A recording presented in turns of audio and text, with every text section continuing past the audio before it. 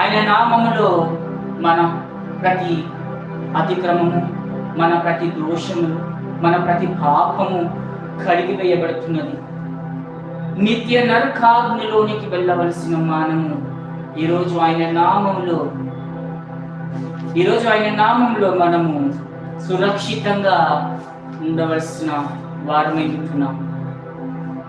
ఆయన రక్తము మనల్ని రక్షించుకొని, ఆయన రక్తము మనల్ని కడుక్కొని, ఆయన రక్తము మనల్ని వెలపెట్టుకొని మనల్ని రోజు ధ్వజము పైకెత్తి స్తుతి గానములతో, కేకలతో స్తోత్ర గానము చేస్తూ, కొత్త కీర్తనలు పాడుతూ, జయశీలుడైన యేసు నామమును